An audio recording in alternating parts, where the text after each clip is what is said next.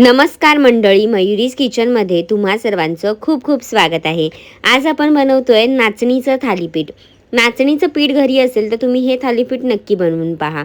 तर इथे 1 कप नाचणीचं पीठ आणि अजून अर्धा कप मी नाचणीचं पीठ घेतलेलं आहे, म्हणजे एकूण 1.5 कप घेतलंय। त्यामध्ये एक बारीक चिरलेला कांदा, आलं लसूण हिरवी मिरचीची पेस्ट घातलेली आहे। त्यामध्ये चिरलेली फ्रेश कोथिंबीर घालायची, चमचाभर जिरं घालायचं, चवीनुसार मीठ घालायचं आहे आणि सफेद तीळ घालायचे।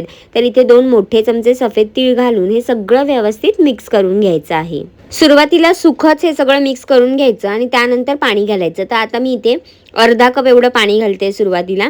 आपल्याला खूप पातळ करायचं नाहीये, थालीपीठाचं जसं प्रमाण असतं ना पिठाचं त्याच प्रकारे ठेवायचं। आपल्याला थालीपीठ थापायचं आहे, त्याच्यामुळे आपण खूप घट्ट पीठ मळणार नाही आहोत।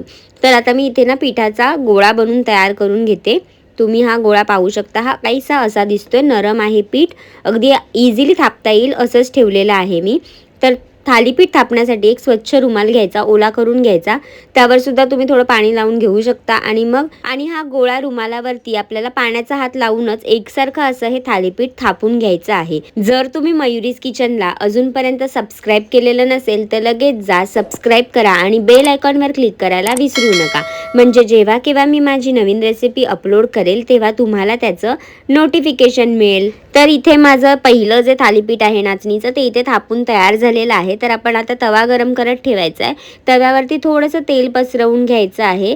तेल गरम झालं की त्याच्यावरती डायरेक्ट रुमाल उचलायचा आणि तो तव्यावर घालायचा आणि वरतून अलगद असा रुमाल काढून घ्यायचा आणि थोडं थोडं तेल बाजूबाजूंनी घालून आपल्याला हे थालीपीठ दोन्ही बाजूंनी खरपूस रंग येईपर्यंत छान असं भाजून घ्यायचं आहे। तर बघा आता मी परतून तुम्हाला दाखवते, 1 मिनिटानंतर परतायचं। रंग बघा काय सुरेख आलेला आहे ना। नाचणी ही आपल्याला खाण्यासाठी सुद्धा खूप फायदेशीर आहे। तर नाचणीचं थालीपीठ तुम्ही असं झटपट बनवू शकता।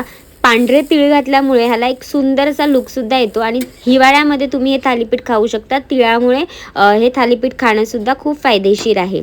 तर बघा इथे माझं थालीपीठ जे आहे ते भाजून एकदम मस्त तयार झालेलं आहे, दिसतंय की नाही सुंदर। तर अशाच पद्धतीने मी दुसरं थालीपीठ बनवते। रुमाल पुन्हा पाण्यामध्ये ओला करून घ्यायचा आहे। तुम्ही पाणी 1-2 थालीपीठानंतर चेंज करून घेऊ शकता। तर रुमाल ओला करून घ्यायचा, पुन्हा हातावरती थोडासा गोळा घ्यायचा आणि तो रुमालावरती ठेवून अलगद असा थापून घ्यायचा आहे। खूप पातळ करायचं नाही, एकदम असं जाडही नाही खूप ठेवायचं, मीडियमच असं थालीपीठ जे आहे ते आपल्याला थापून घ्यायचं आहे। तर नाचणीचं थालीपीठ एकदम सोपं असतं, पटकन बनून तयार होतं। तुम्ही सुद्धा नक्की ट्राय करून पहा। तर बघा हे असं दुसरा सुद्धा मी थालीपीठ इथे थापून दाखवते तुम्हाला।